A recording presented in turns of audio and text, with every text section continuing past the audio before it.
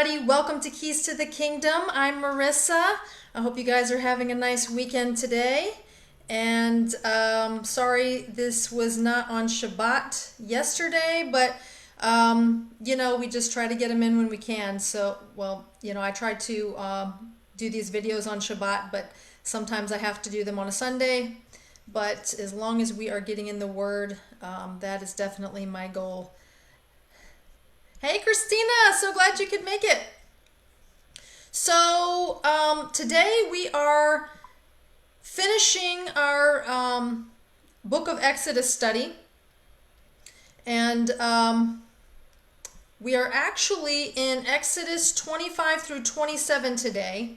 And hello, Tiffany, so glad you could make it, sweetie. Good to see you. Good morning. So we're in the end of Exodus, of the book of Exodus, and today we're going to be reading about the tabernacle, okay? And basically all the furnishings and all the materials that were used to build the tabernacle, also known in Hebrew as the Mishkan. And we're going to read through these two chapters. Actually, these two chapters are, they're not very long. And then we're going to discuss a few other things that I feel tie into the tabernacle. So it's going to be exciting as far as what we're going to get into today. And you're going to hear some things that might be a little bit controversial. You're going to hear some things that you may not have ever heard before. Maybe you probably never thought of. And these are real subjects. These are subjects that have been in discussion for some time now, and actually one of these subjects is very new, and not just new to me. It's very new in general as far as discussing the tabernacle. Okay, so we're going to read these pages of Exodus. And then we're going to get into a few things regarding the tabernacle and a few subjects after that. And you'll see at the end why I felt this was the perfect time to discuss these topics, because the tabernacle shape may give us a clue to why some of these subjects that we're going to discuss today are important. Okay? So let's go ahead and read this pages in Exodus, and then we'll go on to further expand on the tabernacle. Okay, and just remember and keep in mind as we're reading these pages, the tabernacle that Moses was instructed to build was a replica of the heavenly tabernacle, of what was in the heavens, where the throne of Yahuwah is. Okay? And so Moses was given instructions to build a copy of what he saw in the heavenly realm. Okay? And so this earthly tabernacle was supposed to house a portion of the manifest presence of Yahuwah. Okay, so it was very specific, and it was very important that Moses and Aaron and everyone else followed these instructions perfectly, because we're talking about God Himself allowing a portion of His manifest presence to be residing in this tabernacle. Okay, and you will see that, and as we saw when he was giving the law on Mount Sinai, and you will see often throughout scriptures that there is so much power in the presence of God, and even when it wasn't, and now mind you, this is just a portion of His presence. This is not, Yahuwah is infinite.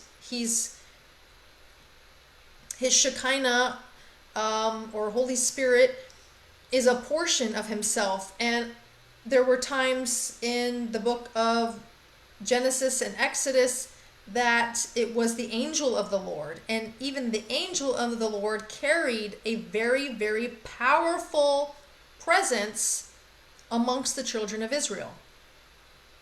I want you to keep these things in mind because they're going to be important as to what we're going to discuss today.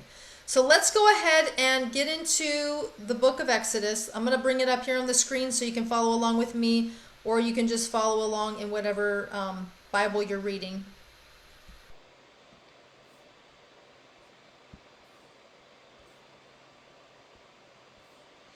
Okay, so let's go ahead and read here. This is Exodus chapter 25. Okay. And it says, Yahuwah said to Moshe, tell the people of Israel to take up a collection for me. Accept a contribution from anyone who wholeheartedly wants to give. God doesn't want you giving half-heartedly. He wants those giving to his tabernacle wholeheartedly. It's not proper to give to God half-heartedly. Otherwise, God would rather you just not bring an offering at all. The contribution you are to take from them should consist of gold, silver, and bronze, blue, purple, and scarlet yarn, fine linen. It's important to note here the materials that are being used. So gold, silver, bronze, and we have linen, okay, goat's hair. This is wool. So we have linen and wool, tanned ram skin, and fine leather, acacia wood, oil for the light, spices for the anointing oil, and for the fragrant incense, okay? Fragrant incense, okay?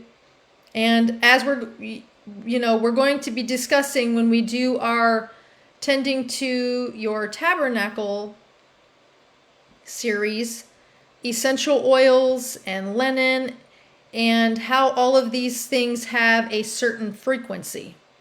Okay? Onyx stones and other stones to be set for the ritual vest and breastplate. Because remember, Aaron's breastplate had 12 different stones in the breastplate that the high priest was supposed to wear in his service to Yahuwah. They are to make me a sanctuary, okay? So that I may live among them.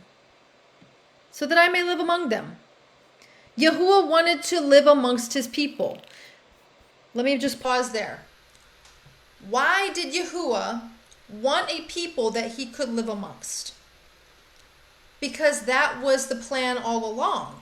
In the beginning, Yahuwah was dwelling with Adam and Eve in the garden. He was dwelling, the heavenly realm was almost intertwined with earth in the Garden of Eden. And it wasn't until Adam and Eve sinned that heaven was taken up and God said, I will not dwell with man. Okay? Particularly after the flood, and the atmosphere changed, and the longevity of man was shortened to 120 years. We had completely separated. So God is in the process of trying to restore man back to himself so that heaven and earth may once again dwell together. Because God wants to dwell amongst his people, amongst his children. So this is why he's asking Moshe and asking the children of Israel to make him a sanctuary so that he can live among them. Hi, Alicia. Okay, so sounds like you have a bad reception. That's no problem, sweetie. You can go back and watch later. But like I was saying, so this is why Yahuwah wants to build a sanctuary amongst a people that he's creating for himself. He's trying to almost recreate what we had in the Garden of Eden, okay?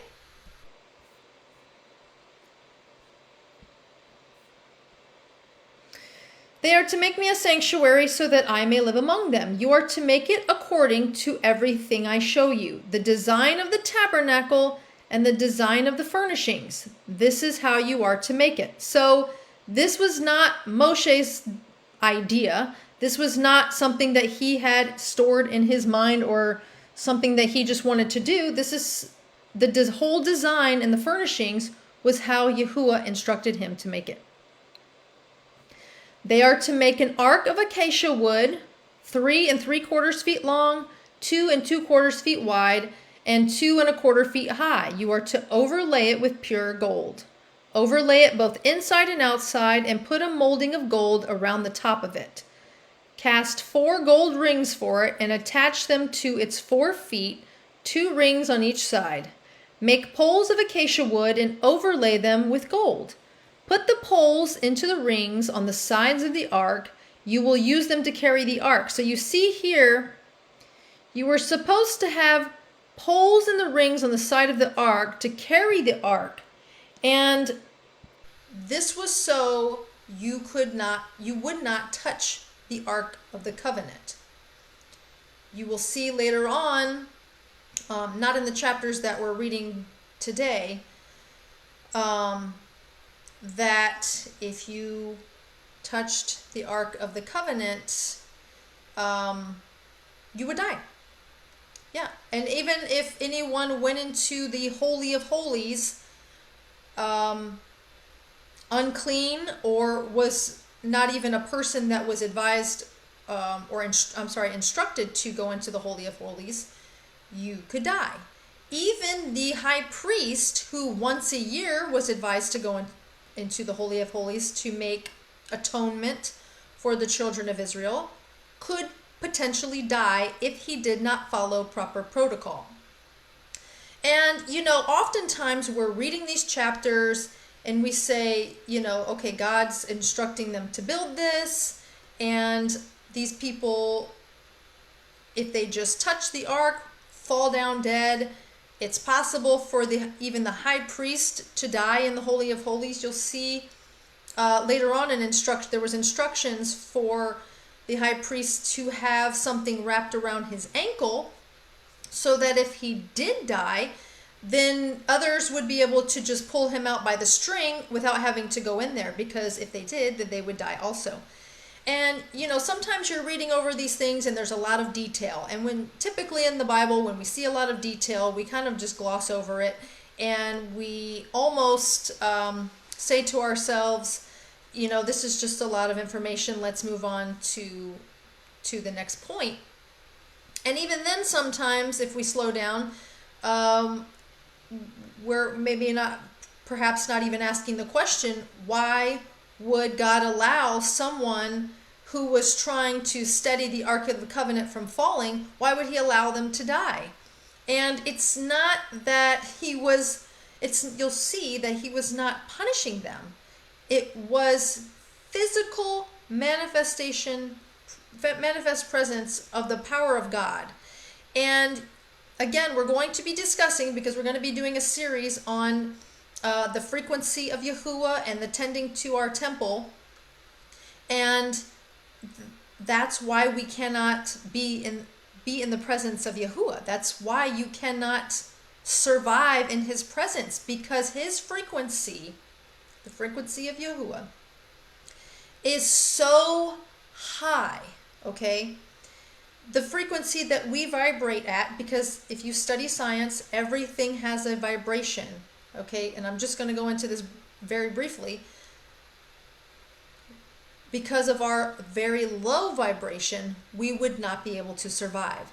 And it's like saying, well, why wouldn't you survive if you get struck by lightning? Lightning has a very, very, very high voltage, okay?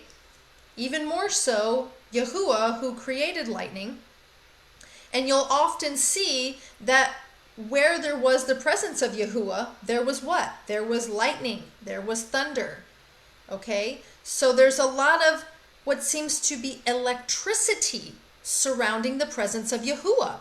So we were not even allowed, the children of Israel were not even allowed to touch the mountain upon which his presence was resting. even the animals.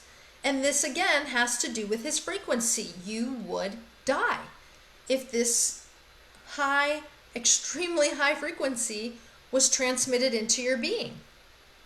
Okay, we're in a fallen state, so we're trying.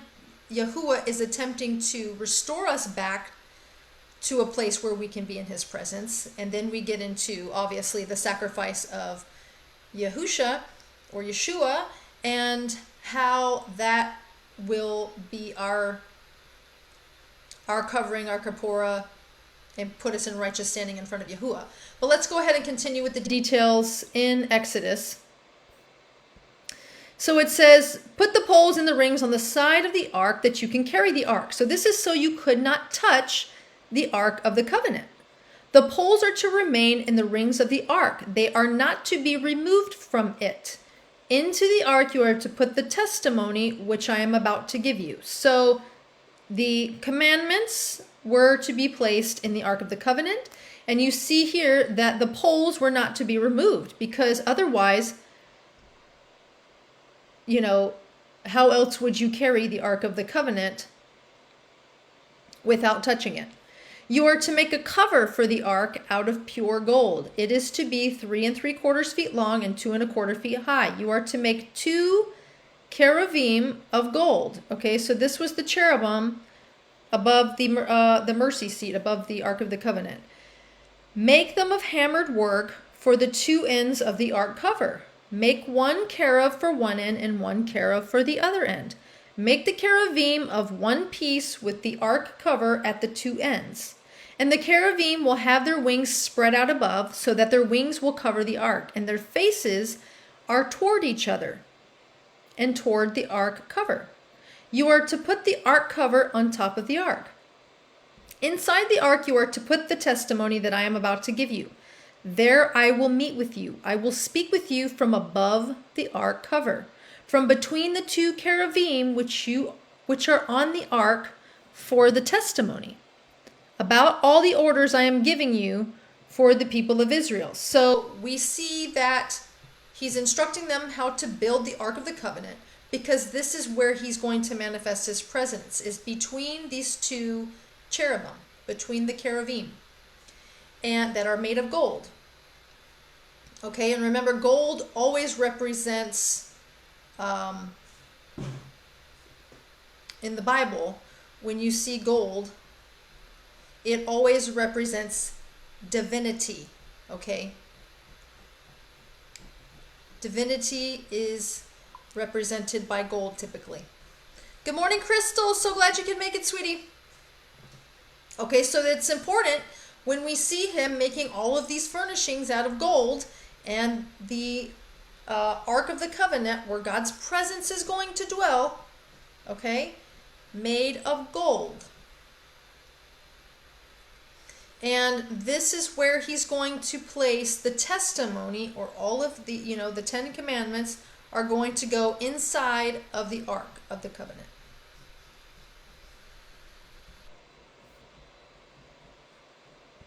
Okay, so you are to make a table of acacia wood, 3 feet long, 18 inches wide, and 18 inches high. Overlay it with pure gold, again, here's the gold, and putting a mold of gold around the top of it. Make around it a rim and a handbreadth wide, and put a molding of gold around the rim. Make 4 gold rings for it, and attach the rings to the 4 corners, near its 4 legs. The rings are to hold the poles used to carry the table, are to be placed close to the rim. Make the poles of acacia wood, overlay them with gold, and use them to carry the table. Okay, so now we see that there are poles to carry a table. Make its dishes, pans, bowls, and pitchers of pure gold. On the table you are to place the bread of the presence in my presence. So even the showbread, the table of showbread, or also known as the bread of the presence, was to be overlaid in pure gold, and it also required poles to carry the table of showbread. And then all of its dishes, pans, and bowls were also made of pure gold. And this was, like I said, the table of showbread. You are to make a menorah of pure gold. It is to be made of hammered work. Its base, shaft, cups, ring of outer leaves, and petals are to be of one piece with it. It is to have 6 branches extended from its sides, 3 branches of the menorah on one side of it and 3 on the other. On one branch there are to be 3 cups shaped like almond blossoms, each with a ring of outer leaves and petals. Likewise, on the opposite branches, 3 cups shaped like almond blossoms, each with a ring of outer leaves and petals. And similarly for all 6 branches extending from the menorah, on the central shaft of the menorah, there are to be 4 cups shaped like almond blossoms, each with its ring of outer leaves and petals. Where each pair of branches joins the center shaft is to be a ring of outer leaves of one piece with the pair of branches. Thus, for all 6 branches, the rings of outer leaves and their branches are to be of one piece with the shaft. Thus, the whole menorah is to be a single piece of hammered work made of gold. So we see here that the 7-branch menorah was to have 3 branches on one side, 3 branches of another, and they had almond blossoms and a ring of outer leaves and petals. So it wasn't just, it was very decorative, the menorah. It was a decorative piece, and of course it was made of solid gold. Make 7 lamps for the menorah and mount them so as to give light to the space in front of it. Its tongs and trays are to be of pure gold. The menorah and its utensils are to be made of 66 pounds of pure gold. So this is very interesting. 66 pounds of pure gold for the making of the menorah. See that you make them according to the design being shown to you on the mountain. So again, Yahuwah is showing all of this to Moshe on the mountain and his directions as how to build all of these furnishings for the tabernacle. But I do think this is interesting. I never noticed this before. 66 pounds of pure gold for the menorah. I do find that very interesting. I'm going to have to remember that.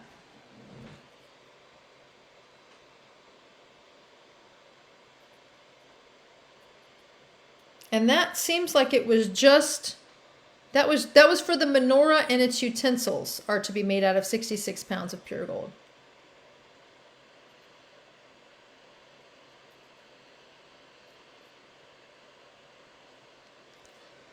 Okay, let's move on to chapter 26.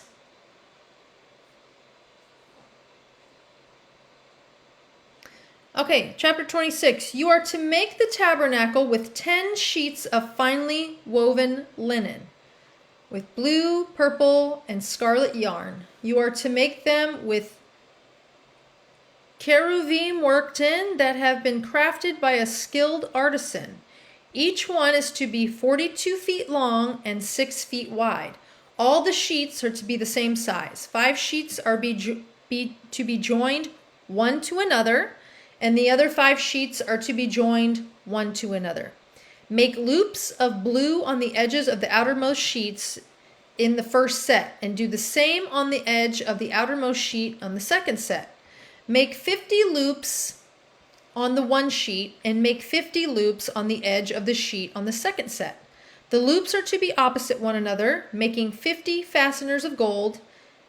Make 50 fasteners of gold and couple the sheets to each other with the fasteners so that the tabernacle forms a single unit. So, just to pause there for a second, you will see in the instructions that are given for the building of the tabernacle that there are clear instructions as to the sizes of these and the material of these sheets here, but there's no instructions of how to put it together. It just says they're to be joined one to another, and you're supposed to join them with blue loops, and gold fasteners.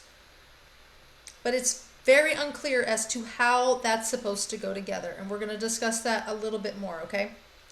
When we're done reading. But just keep that in mind. It doesn't tell us exactly how to put it together.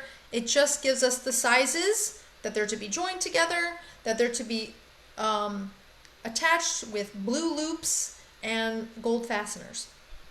Okay?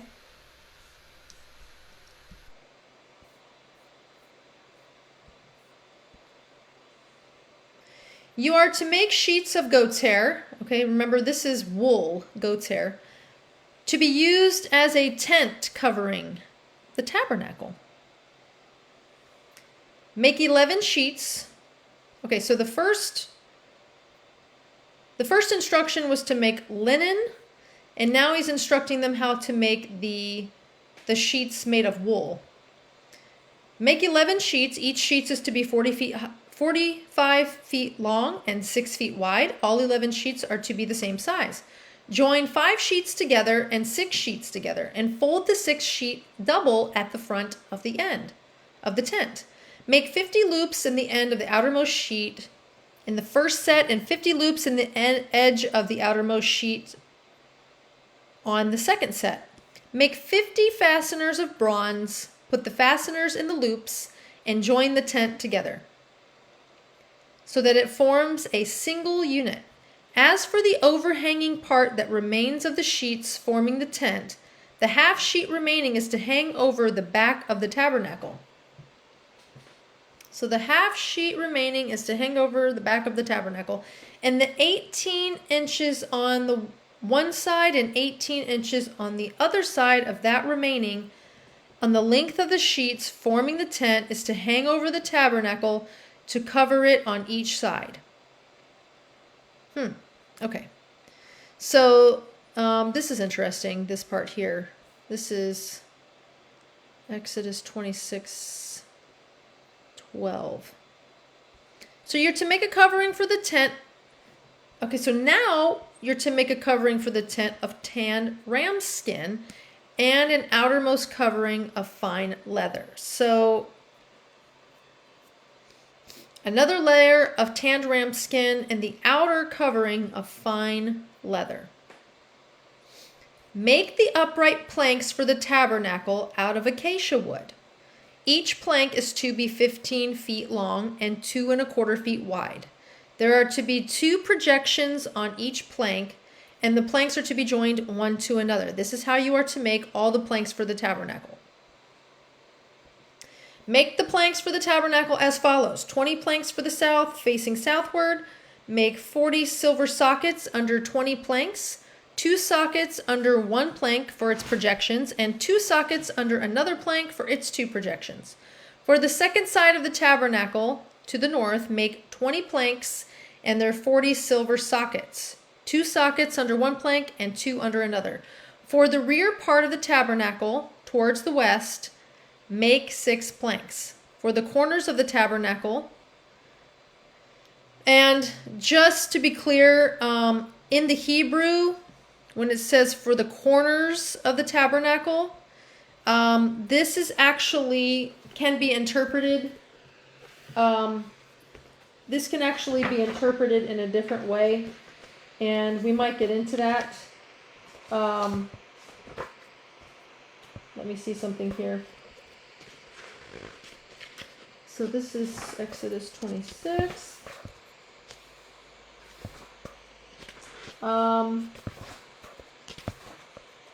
I want to be able to find it for you.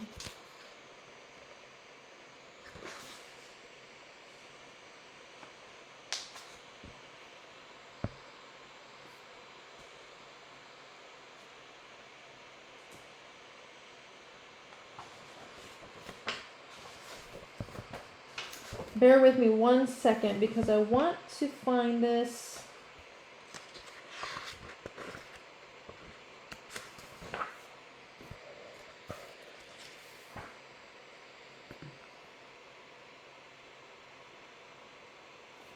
Okay, so we'll just continue because I wanted to find this for you in the Hebrew the corners of the tabernacle, because clearly when you're reading this, if you read the sides of the tabernacle or for the corners of the tabernacle, this would insinuate in your mind that it's either square or rectangle.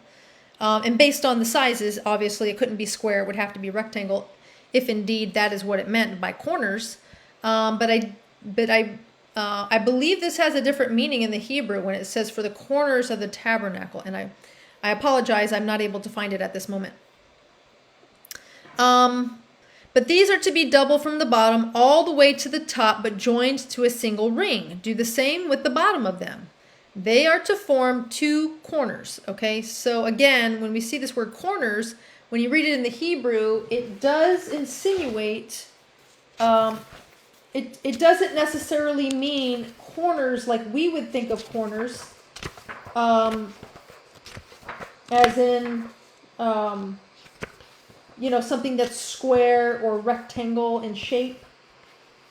And I apologize, I can't find it at the moment. But when I find it, I will definitely have to bring this up to you, because let me see here. Oh.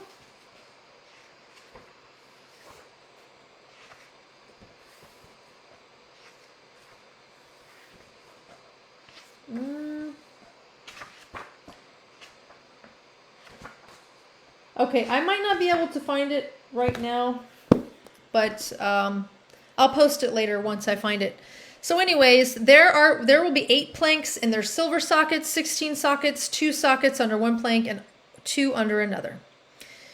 Make crossbars of acacia wood, 5 for the planks of one side of the tabernacle, 5 crossbars for the planks of the other side of the tabernacle, and 5 crossbars for the planks at the side of the tabernacle at the rear towards the west. This would also be in question, planks at the side, because when you read side, that would insinuate something that is sort of rectangle or square, that there would be clear sides.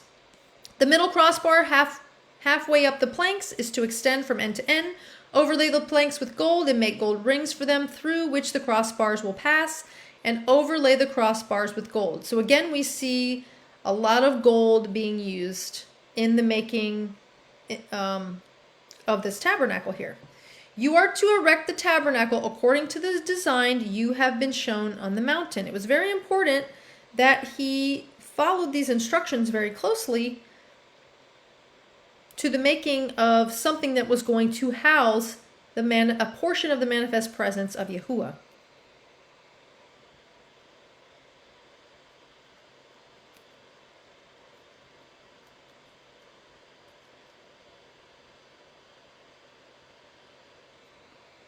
Okay, so here is verse 31.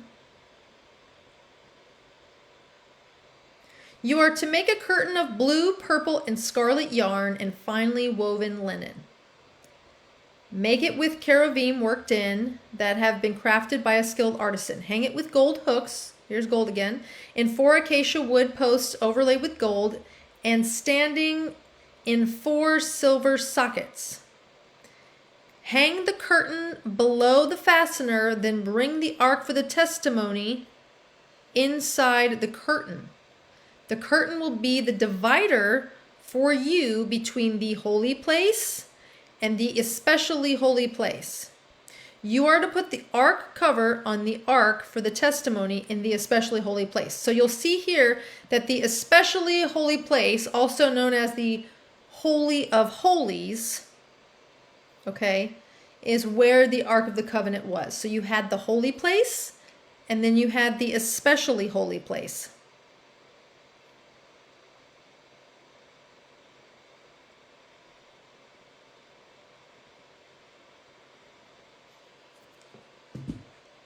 Okay, so you are to put the table outside the curtain, and the menorah opposite the table on the side of the tabernacle towards the south. Put the table on the north side. So you're to put the table outside of the curtain opposite the table of showbread. For the entrance to the tent, make a screen of blue, purple, and scarlet yarn and finely woven linen. It should be in colors, the work of a weaver. For the screen, make 5 posts of acacia wood, overlay them with gold, and cast for them 5 sockets of bronze.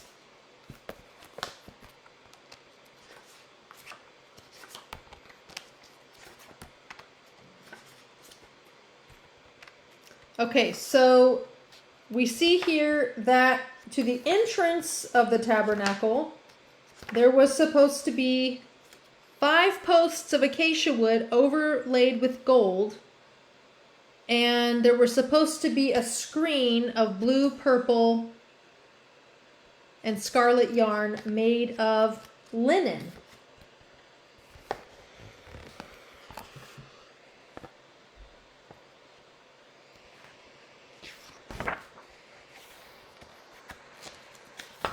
Okay, I apologize. I'm trying to find something for you here so that you could get a good glimpse and picture.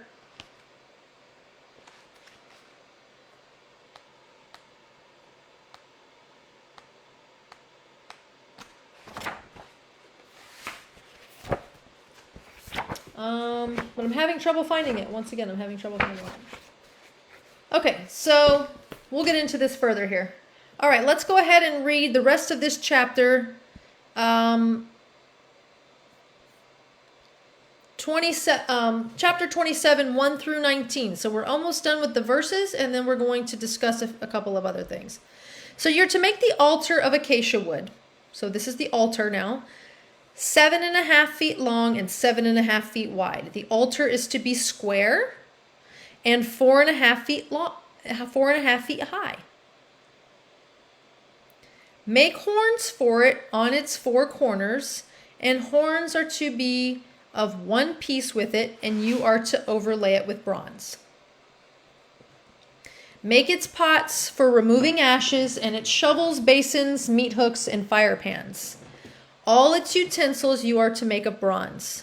Make for it this altar is actually made of bronze. Okay? And it has horns on the 4 corners of it. Let me see if I can bring up a picture for you of... You know what? Later on, I'm going to bring up a picture of you so you can see all of these things. Let me see if I have a picture.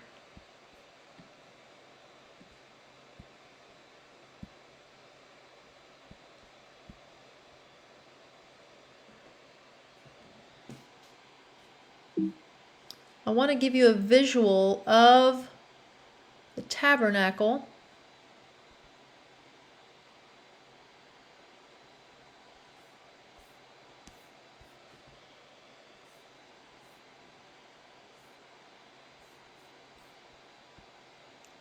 Okay, I don't have one at the moment, so we'll just let's just go ahead and read this, and I'll go ahead and put some pictures up on the screen so that you can see what the altar looked like.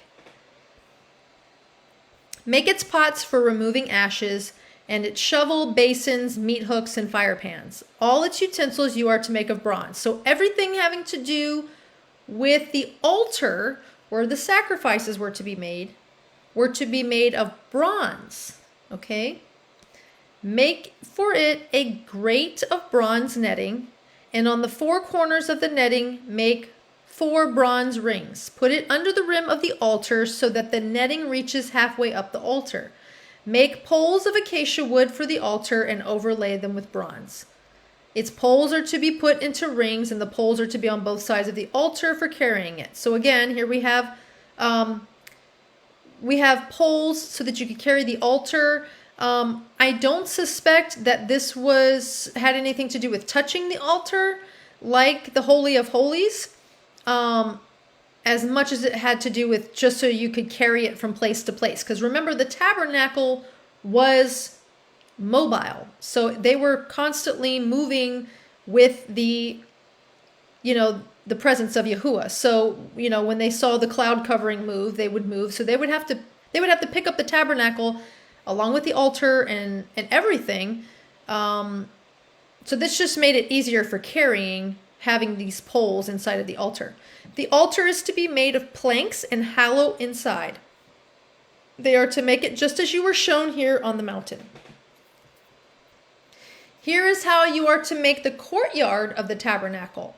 On the south side, facing southward, are to be tapestries for the courtyard made of finely woven linen. 150 feet from one side, supported on 20 posts and 20 bronze sockets. The hooks on the posts and the attached rings for hanging are to be of silver. Likewise, along the north side are to be tapestries 150 feet long, hung on 20 posts and 20 bronze sockets with silver hooks and rings. Across the width of the courtyard on the west side are to be tapestries 75 feet long, hung on 10 posts and 10 sockets.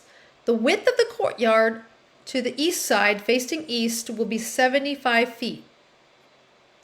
The tapestries for one side of the gate will be 22.5 feet long, hung on 3 posts and 3 sockets.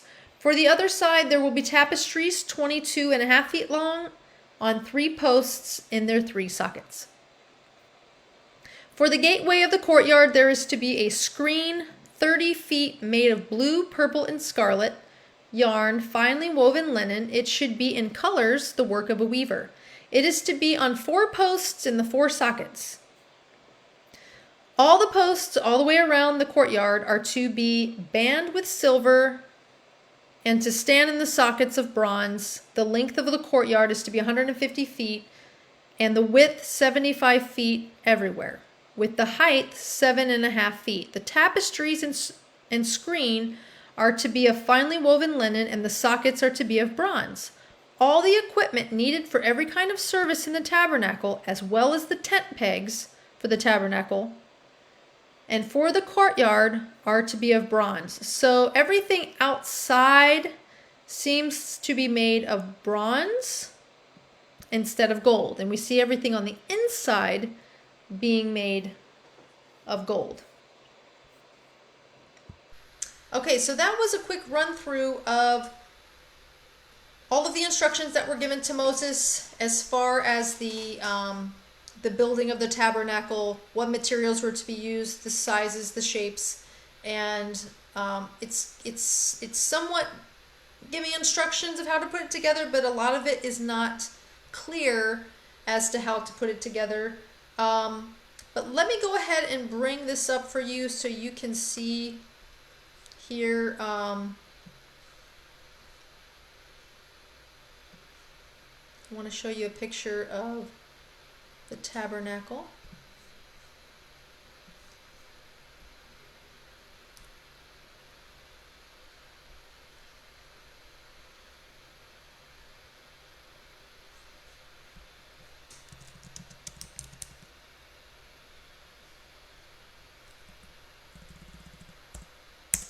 And then I want you to see what the brazen altar looked like as well.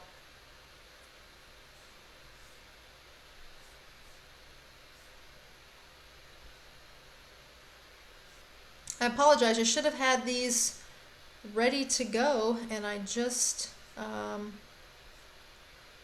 never downloaded the photos of them.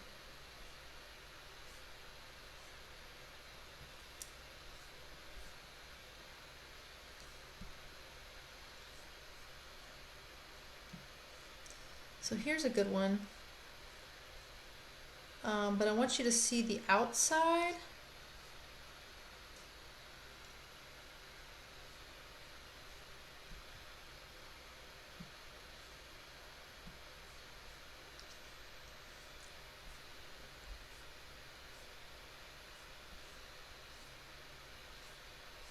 Okay.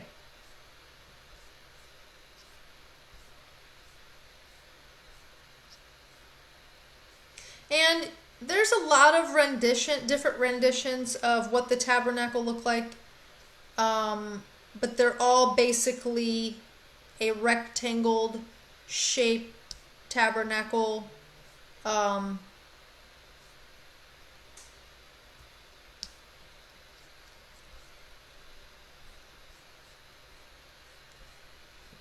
I just want to give you also a picture of the outside as well, so you can kind of get an idea of what this thing looked like. Because, you know, most of us are visual, so as we're reading it, we can't really visualize what it looks like.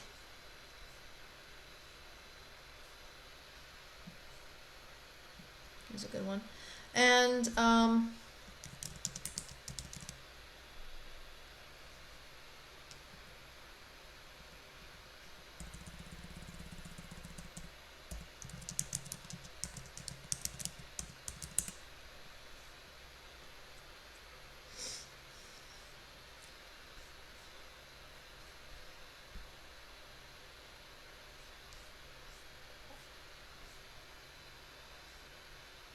okay, so this seems like a really good picture of the altar.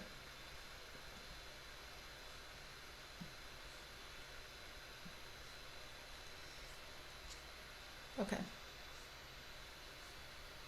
All right, so just to give you an idea, let's go ahead and take a look at these photos so you can visualize what is normally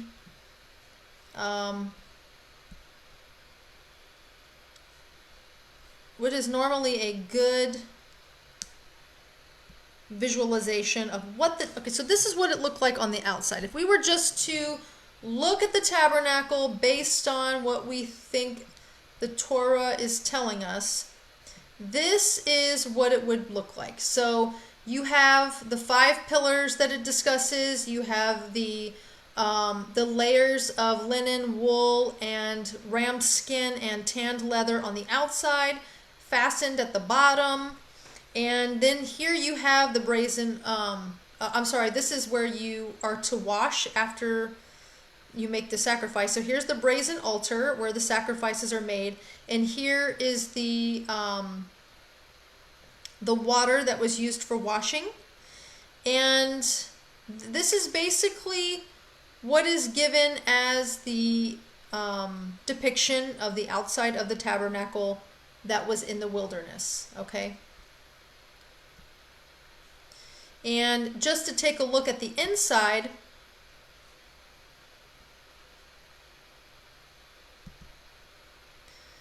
this is kind of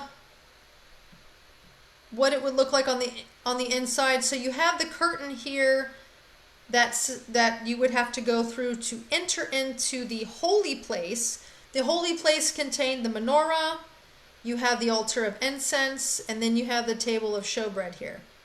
And then behind this curtain was the Holy of Holies, and that's where you would see the Ark of the Covenant, and that's where the manifest presence of Yahuwah was, okay? And just to get another close-up of the inside. Sorry.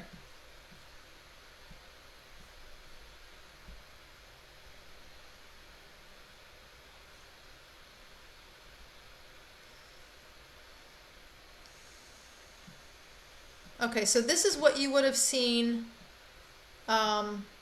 basically on the inside. So again, the altar of incense, the menorah, the table of showbread, and then this curtain here is what separated the holy place from the Holy of Holies, or the most holy place, which is where the Ark of the Covenant and God's presence dwelt.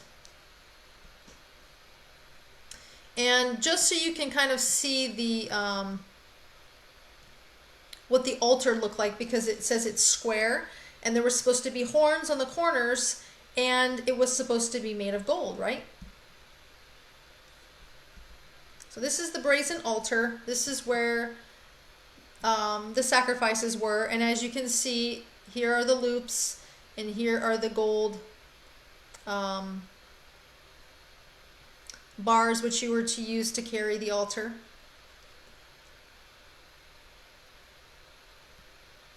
So that's the altar of incense, which was made of bronze. So a couple of interesting things here that I just wanted to point out. Now this is, this is not solid, but it makes you, it definitely makes you think, and there's, it just brings up some questions and possibly ties in some other information that may be relevant, and maybe these things tie together for a purpose. Maybe they don't, But basically what we're going to read here in the second portion of this video is having to do with, was the tabernacle actually rectangle? This doesn't by any means have any bearing on your salvation. It doesn't have any bearing on your sanctification. This is just something that we're discussing as a possibility, as it's been brought to my attention. And the reason that it even makes a lot of sense in my mind, and basically I'm just discussing this with you as I have received the information, is because a lot of us in the believing community have questioned whether or not we live on a globe, and whether or not the earth is spinning around the sun amongst other planets and spinning at 1,600 miles an hour on its axis, whirling throughout space around the sun, and then our solar system is whirling around the galaxy. And of course we don't feel any of that. But these are serious topics that are being brought up in the believing community. So if you wish to discuss these, then continue watching this video. If it's not something that you want to get into because you feel like it's too, if you think it's too controversial, then it's not something that we have to discuss. It's not even something that you have to look into. However, I do think it's worth giving a second thought to if you have an opportunity. So let's go ahead and read this portion of just something that I pieced together here for us to read together, having to do with the tabernacle. So, the tabernacle of Moses, what is it? Most people reading the scriptures relating to it regard it as the meeting place of the children of Israel. It was a tent, also called the tent of refuge, a tent of meeting, where the oracles of God are reported to have been received. Within the tent were a few furnishings, which included a table containing a lamp, and showbread, and another, the place where the oracles were received, was the Ark of the Covenant. Atop the ark was placed a solid gold plate, whose ends were hammered into the form of two cherubim. The wings of the cherubim faced the center of the gold plate. Near the tabernacle was the altar where the animals were sacrificed. On the surface, this description of the tabernacle of Moses is not particularly unusual, except that the gold plate of the two cherubim seemed to contradict one of the commandments contained in the two tablets of the covenant within the ark. For one of the 10 commandments listed on the two stone tablets within the ark of the covenant was, "Thou shalt have no graven images before me." Also, keep in mind the events that led up to the giving of the 10 commandments are even more perplexed, that the two cherubim are upon the gold plate, called the mercy seat,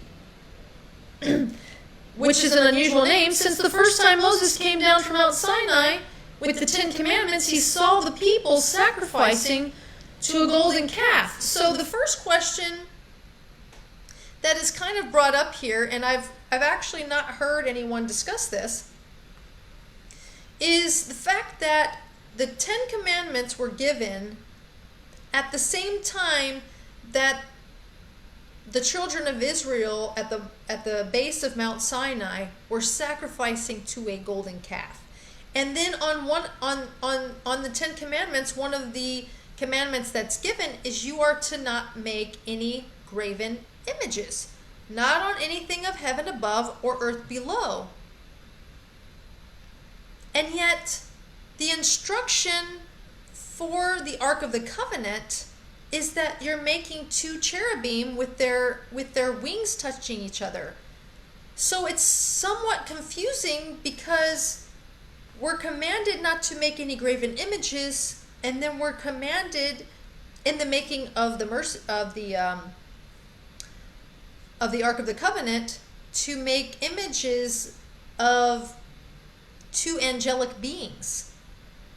So it is a little bit confusing as to why that was something that was supposed to, like, why did that have to be on the Ark of the Covenant? I've never heard that discussed. It's just a question that came up in researching the tabernacle. And I don't know if any of you have ever heard this discussion before, or because it's not clear in the text, obviously. But I just thought that was worth pointing out, that we have this commandment not to make any graven images of anything on heaven above or on earth below, and yet we're commanded to make these images made of gold of two heavenly beings. So I just thought that was interesting. But we'll also see here as we continue reading that the tabernacle was given as a gift. It says, "Bring me your gold and silver. God said to the tribes, that I will give you a gift."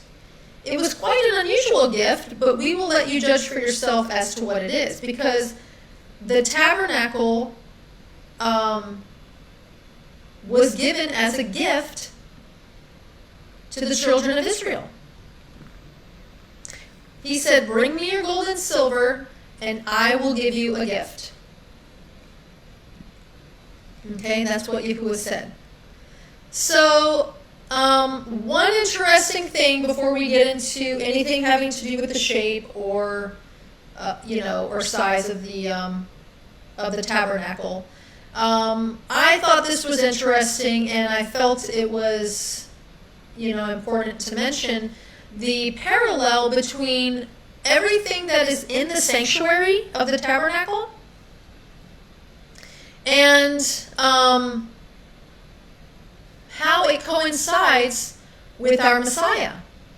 So here's the plan of the sanctuary showing the arrangement of its furnishings. Okay, so you have the most holy place, the courtyard, and the entry. Okay, and here is what is given here in the plan. You're supposed to have cherubim of gold. Okay, we have the mercy seat. We have the Ark of the Covenant containing the law. We have the altar of incense. We have the 7-branch menorah, the table of showbread, the laver of bronze, which is where you were to wash, and then the altar of burnt offering. Okay, so these were all of the furnishings within the tabernacle and outside the tabernacle. And I just thought this was interesting and worth sharing, was the parallel between all of those things and Yahushua, our Messiah. And basically the progress of the life of a believer and our coming, getting closer to God, and our, basically this is showing the progress of our getting closer to God in relation to the furnishings of the sanctuary and the tabernacle. So you see here we have the beginning of, this says Christian life, but the beginning of the life of a believer, someone following Yahuwah and Yahusha. Okay, and then we see the first thing is repentance or confession, and then accepting that Yeshua or Yahusha, Jesus Christ, was accepted as our sacrifice on the altar of burnt offering. So we see the beginning of our walk has to do with repentance, confession, and accepting Yahusha as the Messiah on the altar as our sacrifice, right? And then we have the laver of bronze, which we can parallel to the baptism, basically being baptized in water, okay? Being immersed in water, okay, in accordance with the laver of bronze. And then we see here Yahusha, the living bread, okay, that feeds us in correlation with the table of showbread. Okay, and then we also see the menorah as being Yeshua as the light of the world, which gives us light. And then the Spirit with us, our prayers ascend before God. Our prayers are also considered to be like the altar of incense, because what does the Bible say? Our prayers reach up to God as an incense, as something, as a pleasing aroma. And then we have the law that shows God's will, which is the Ark of the Covenant containing the law. And then last but not least, we have the mercy seat, where the mercy of God forgives our transgressions of the law. So I thought that was interesting, those parallels between what is contained in the sanctuary and the life of a believer after coming to know the Messiah.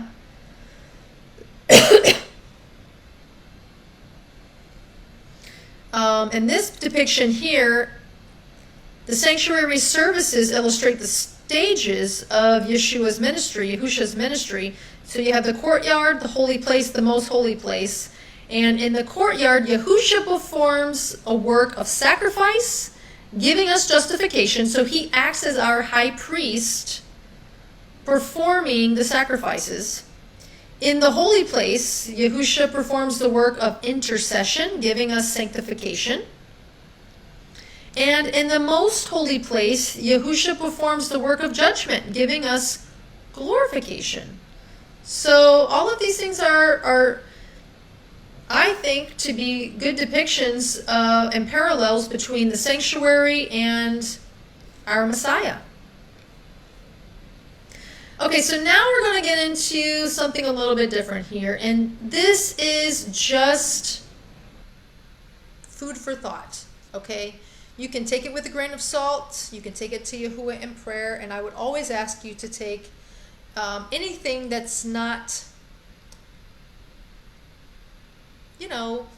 completely 100% clear in the Word, to prayer with Yahuwah, so that you can have better understanding and more clarity. But this is just food for thought, and it's also going to tie in together with a couple of other things that I'm going to add at the end of this discussion. So, like I said, just something to keep in mind. I'm basing this information off of a study that was done by, and I'll go ahead and click over here in a second, Andrew Hoy. You may have seen him in some videos done with Rob Skiba, but it's called The House of El Shaddai, this book here, and it's by Andrew Hoy, and it's called God's Dwelling Place Reconsidered. And basically he was an engineer of some sort, and in his journey he was actually just doing a study on the cherubim. He was doing a study on the cherubim, and he's had many visits to Israel. I believe he grew up in a believing family, but started studying it more so, as he, further on in his years in life, he got more into the Word, and he was doing a study on the cherubim, completely not even thinking about the tabernacle at all. Okay? And because he's got the mind of an engineer, I can tell you right now, I don't have the mind of an engineer. When I read those things, I really have to I really have to commit to using my brain when I'm thinking about something being put together. I don't have that. That side of my brain is almost non-existent when it has to do with like math and construction, and even when it comes to my car. Like, I know how to put oil in my car. I take it to have it taken care of, and I can put gas in my car. But when it comes to mechanics, obviously, and probably more so because I'm a female, I have no way of really delving into it with really any clear certainty, because my mind doesn't work that way. However, he put it together in such a way in this book that I felt like I could possibly sit through this thing and go, because he goes through step by step all of the directions, all of the scriptures. He lays them out. So as he stumbled upon this, again, he was doing just a study on the cherubim. And one thing led to another, and he was sort of came to a dead end, so to speak, when he came upon the directions in the tabernacle, and his engineering mind just kept putting these things together in the directions of the tabernacle, and he started studying the Hebrew words of these things and the directions, and thought, well, the tabernacle that we have today, the shape that is shown to all of us, this rectangle tabernacle in the wilderness, in reconstructing this, Jews have to sort of add certain things to the instructions for it to work. And according to the word, it says, do not add to my word, do not take away from my word. So in Andrew's mind, it was not appropriate to be adding to the instructions of the tabernacle for it to work. So he basically tried to reconstruct it only using what was given, and tried to figure out, well, how else would this work only using what was given and not adding certain things? And if you construct what we're shown today, they have to add extra materials, which are not given in the text. So that has been a little bit of a cause of debate lately, because when he was reconstructing this tabernacle only using what was given, but basically putting it together in such a way, because remember, there's not specific instructions as to where these linen cloths and wool cloths, how they were supposed to be attached together. It's assumed that that they're attached by the long ends instead of the short ends. I hope I'm saying that right. When he did this, when Andrew put this together, he found that if you put them together at the short ends, he came up with a dome. It was actually a circular dome, and it wasn't square or rectangle. It was not a rectangle design. It was a circular, domed tent. Now, if you go throughout history and you look at all of the tents of the nomads and, people living in the Middle East, all of them were circular in shape. You'll see that none of them were square. They were all circular in shape. And so it's interesting that this was his engineering perspective on how to put the tabernacle together correctly, only using the items that were given. And this is what he came up with. I'm going to show you in this picture here, if you would like to follow along with me.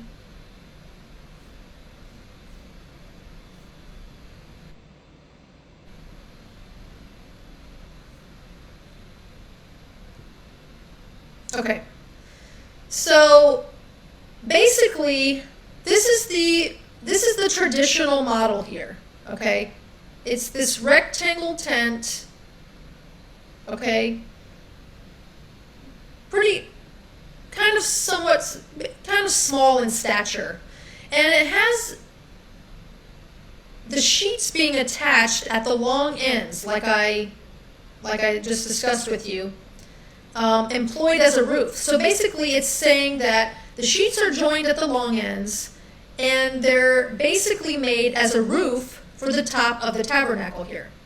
So you'll see that this roof is the sheets that were given attached at the long ends. But the text does not tell us how to attach them. It doesn't say to attach them at the long ends or the short ends. It's just assumed that this is how it was attached. And I'm not saying that this is wrong. I'm just giving you some information that I thought was interesting and possibly something worth looking into. Now, when you have the sheets joined at the short ends here, okay, when you attach them to the short ends, this is what you come up with. Now you can see here in the middle that this would have been the size of the tabernacle had you made it in a rectangular form. However, if you were attaching these sheets at the short ends, this is the model that Andrew Hoy came up with, using everything that was given in the text, but attaching the sheets at the short ends. You have this ginormous circular domed enclosure. Okay? So this is what you have here. You have this round model. Okay, so here's the laver here. This is the altar. And basically up here, this was an opening, and I believe it's covered with the leather.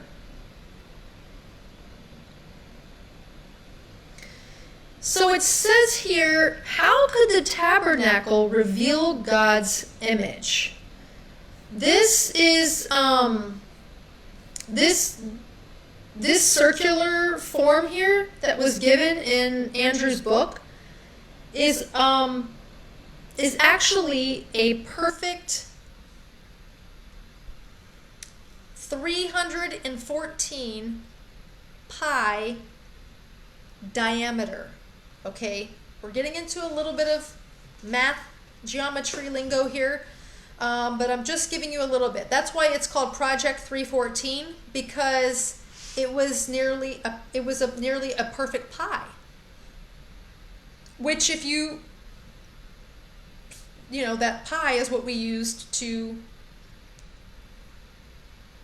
in geometry for diameter. Again, I'm horrible at math. I really have to think about these things when I'm studying them. But I just thought it was very interesting because you have this perfect pie shape, 314 pi within this tabernacle, this circular domed tabernacle, okay? And I'm just going to read you a couple of scriptures here.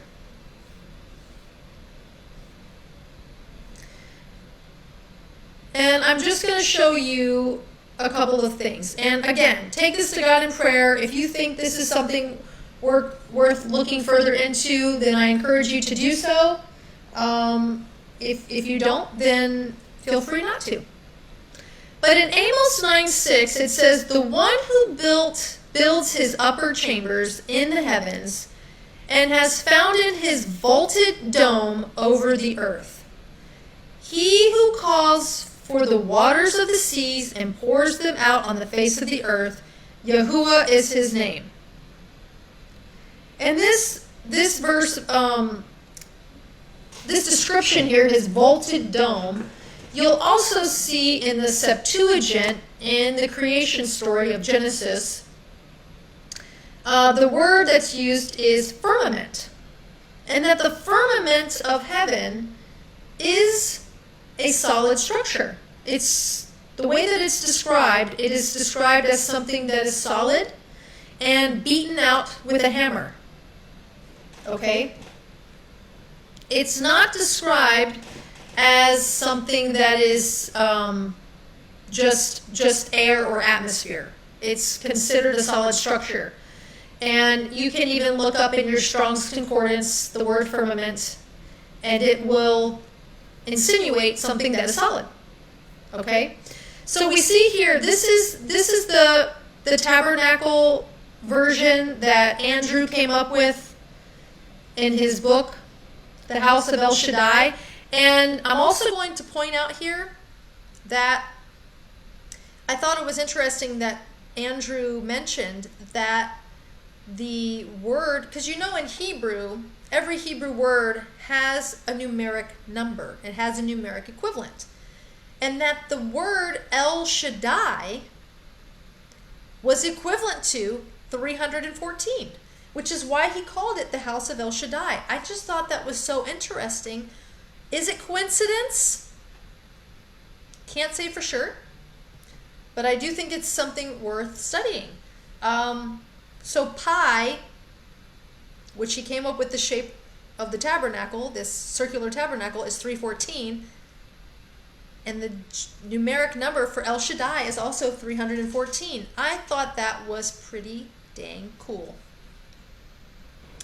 Again, is it coincidence? I don't know. You'll also see here that the description of earth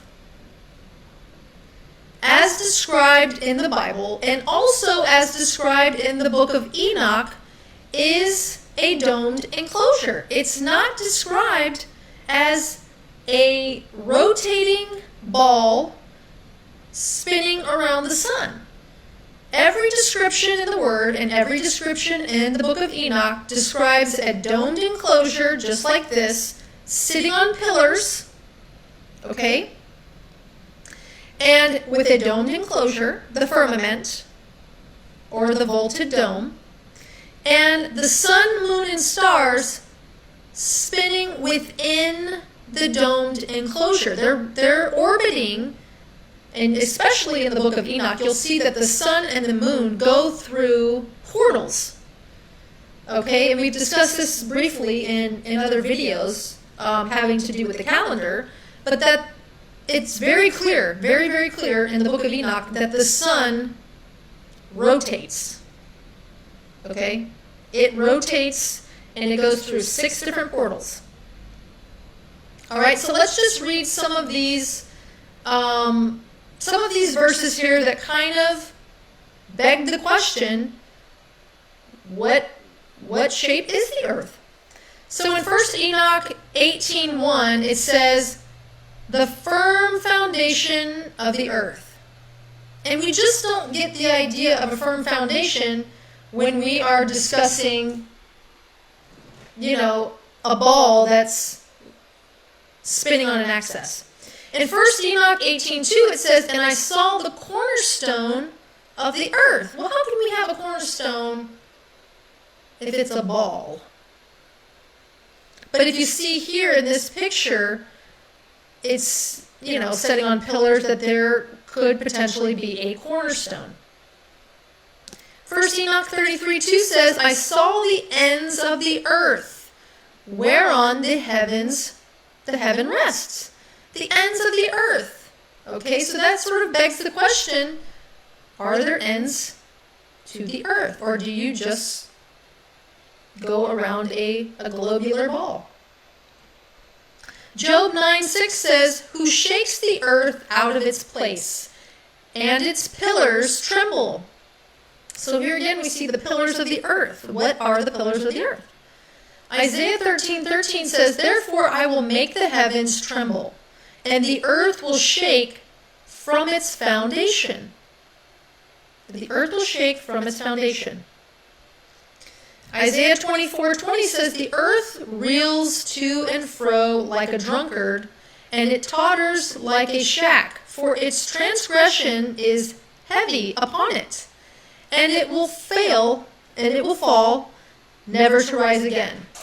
And another verse I'd like to bring up is, in the book of Revelation, at the very end, towards the very end, it talks about how the sky is going to recede back like a scroll.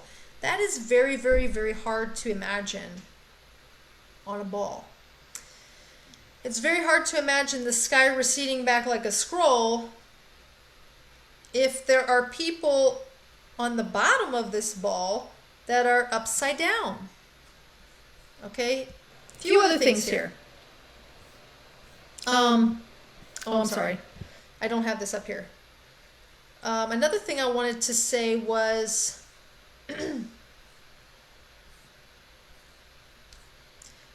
it talks about how the earth is Yahuwah's footstool. You know what? I think I forgot to bring up a picture here. It's a really good picture I wanted to show you.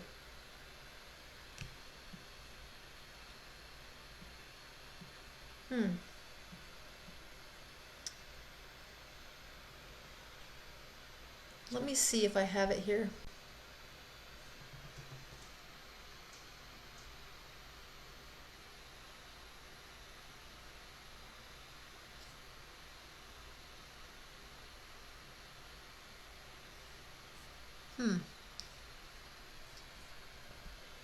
Okay, so I don't have it here. But basically it's, gosh, I have to find that. Oh, here it is. Okay, great. I don't have the picture, but I can read you the scripture. So this is in Isaiah 40. And it says, "And it is he, Yahuwah, that sitteth upon the circle of the earth, and the inhabitants thereof are as grasshoppers, that stretcheth out the heavens as a curtain, and spreadeth them out as a tent to dwell in." Okay? So Isaiah 40 verse 40, I'm sorry, chapter 40 verse 22, 22. "It is Yahuwah that sitteth upon the circle of the earth, and the inhabitants thereof are as grasshoppers." So he sitteth upon the circle of the earth, but it's not saying the globe of the earth. How could Yahuwah sit upon the globe of the earth, upon millions and millions and millions and millions and millions of stars and galaxies light years away that possibly have life form on them, right? And we're going to get into that in just a second. That will be the end of our discussion. But he sitteth upon the circle of the earth. There's other parts of the Bible that talk about how the earth is like a pressed stamp, like a seal. If you've ever seen a seal on a scroll made out of whatever they make it out of,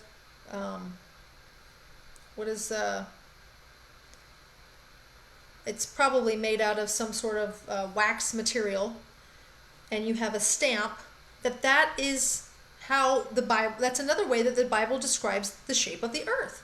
So Yahuwah sitteth upon the circle of the earth. So it is a circle. And as you'll see, I am wearing here a pendant that displays exactly what we believe Yahuwah is looking at when he's looking down upon the earth. It's a domed enclosure. It's a circle. It's like a pressed stamp. It's like the middle is the apple of his eye. If you look at your eye, that might give you an even better idea of what the earth looks like. And around the entirety of this enclosure is ice. So when you look at a globe and you think that it's Antarctica at the bottom, basically everywhere that you go south on the earth, there's a ring of ice around the entire enclosure, because it also says that Yahuwah has set boundaries for the waters. There are boundaries for the waters. Okay? And then it says he stretches out the heavens as a curtain and spreads them out as a tent to dwell in. And I know a lot of people could say, oh, well, that's just the atmosphere that we dwell in. Okay, but you have to go through all these things. Trust me, if if the cosmology that has been given to us, that it's a globe and we're spinning around the sun, if that's true, we have to throw the book of Enoch out. And we have to throw out verses of the Bible. And this has been known, it was all the way up until the 15th century that certain people were hypothesizing that the earth revolved around the sun. And remember, there were still plenty of sun worshippers during this time. And there was a lot of deception going on at that time as well, still. And they were hypothesizing that the earth was a globe and that we revolved around the sun. Through the entirety of history, it was known that there was a firmament, that was a solid structure in a domed enclosure, and that the sun and moon revolved around the earth, and we were the center of God's creation. If you look at a globe spinning around the sun amongst other planets or amongst thousands and millions and billions of galaxies, that puts no special attention on the earth. That also removes a lot of people's belief in the Bible because of its cosmology description, and it also leaves room for the possibility that there are life forms on other planets. And that's going to play a role in society very, very soon, and I'm about to touch on that right now, actually. Okay, so we have... Hi, Nancy, so glad you could make it. So glad you could be here, sweetie. So let's take a look at one more thing here. And listen, I am very briefly giving you this information as it ties into our Bible reading. You can research this further, and I'll also be posting some more things on the page. So if you need any links or video descriptions, I'll be putting that on the page as well. So there'll be more information to come, but you can dig into this some information. If you have any questions or anything, put them in the comments, any comments, or you can private message me anytime. I'll be happy to share information with you that I've come across. But one more point of discussion here, and this is one of the main reasons why I think it's important to bring up this topic. No, this topic doesn't have anything to do with your salvation. No, this topic doesn't necessarily have anything to do with your sanctification. Although this topic has actually brought a lot of unbelievers into the believing community, believe it or not. But this is the reason why I feel it's important. Okay, I'm going to show you this right here.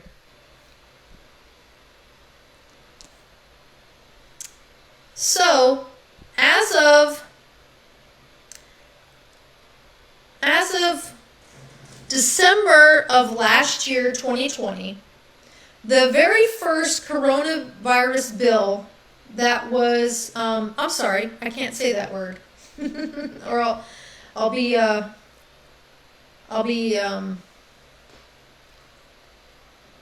targeted by Facebook if I say that word. So, as of December of last year, this bill, okay,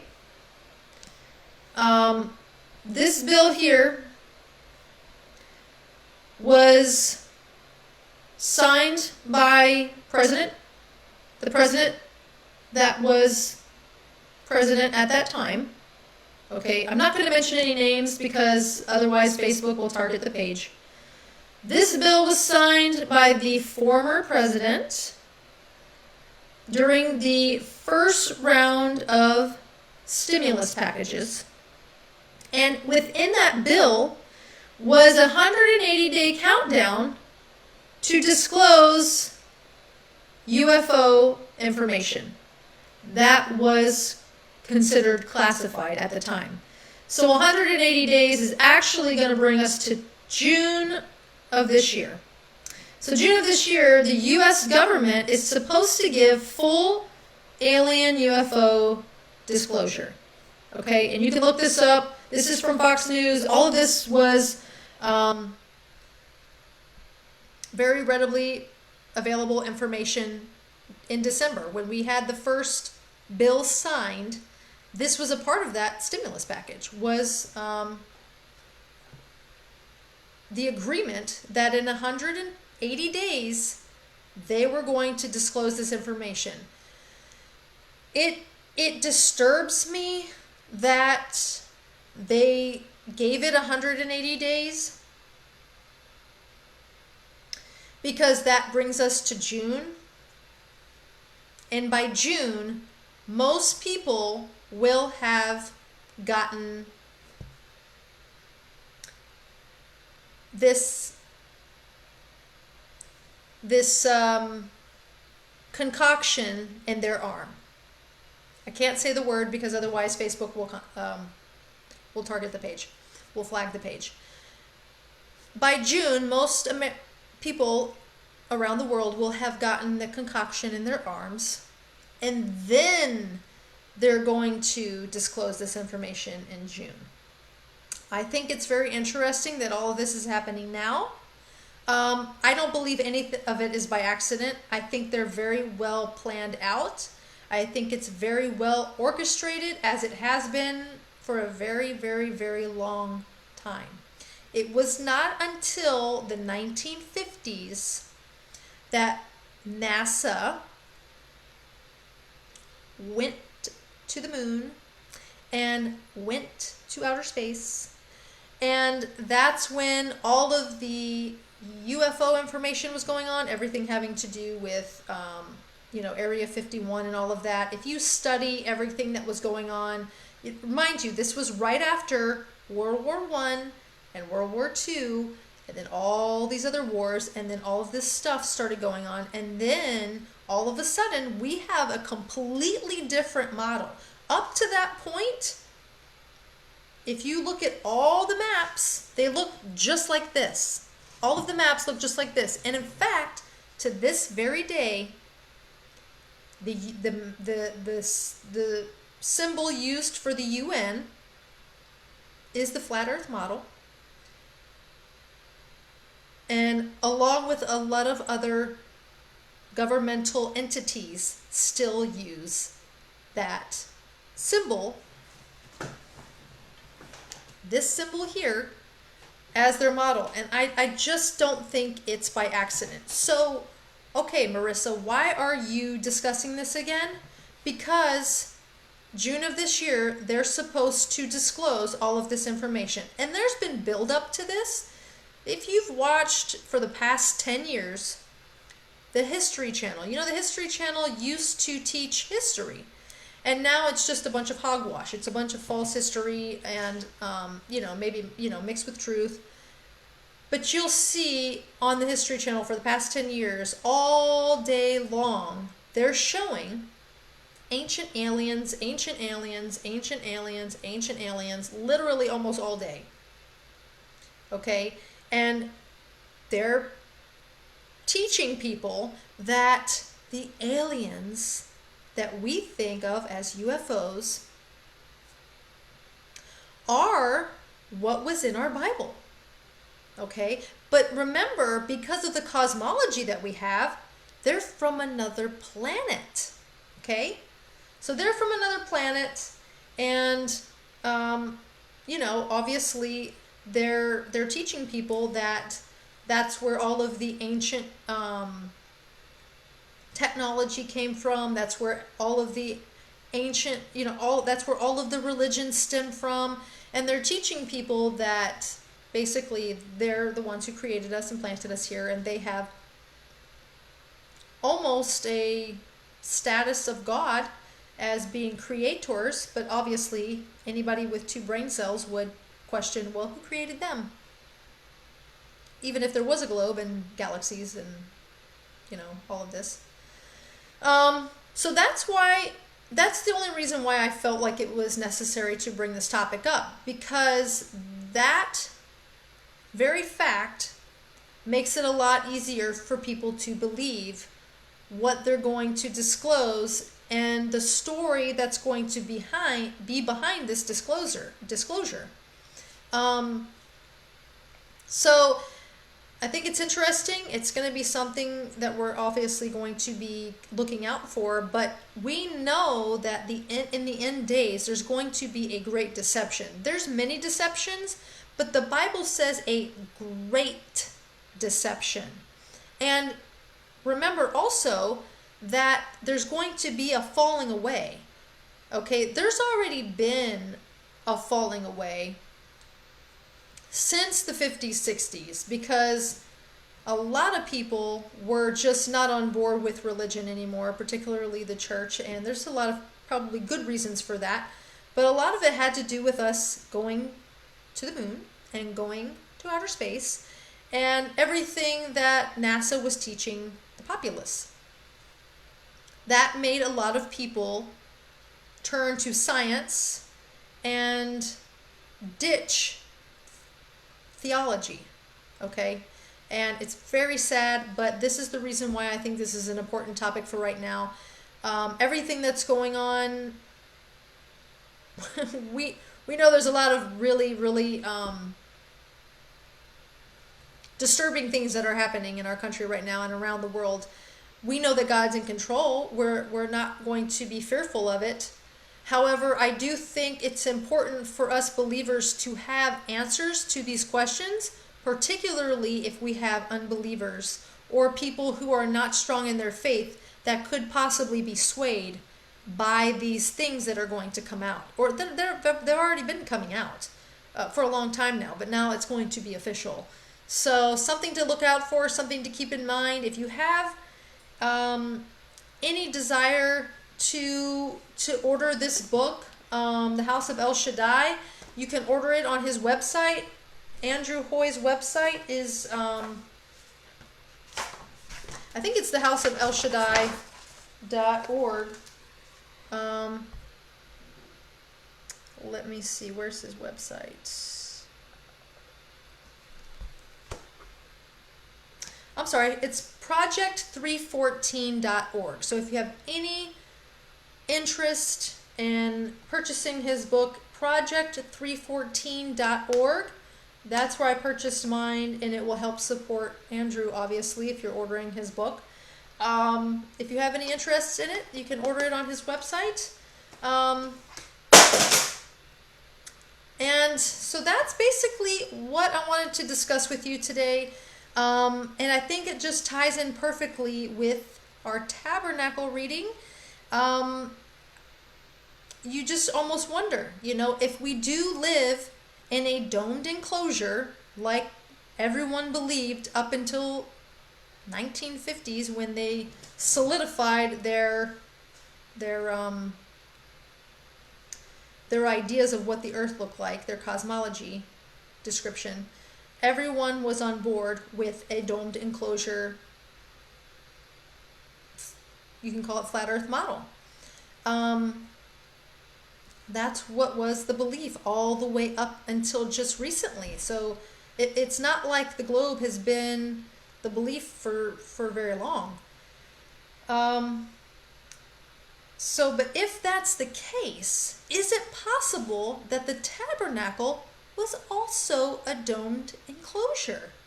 Something to think about. But the reason I think it's important for us to investigate this is because of the news that's going to come out in June. I definitely think it's something worth looking into, and hopefully too many people will not be pulled astray by this, but we know that people already have, so it's only going to get worse. The deception is going to increase. The lies of the enemy are ginormous. And remember what Hitler said, the bigger the lie, the more believable it is. God bless you and keep you. May he make his face to shine upon you and be gracious unto you. And maybe he lift up his countenance upon you and give you his peace. In the name of the Prince of all peace, Yahushua. Amen. God bless you guys. I hope you have a wonderful weekend. And I hope to see you Tuesday as we continue reading our Book of Jubilees. Amen. See you then. Have a great day.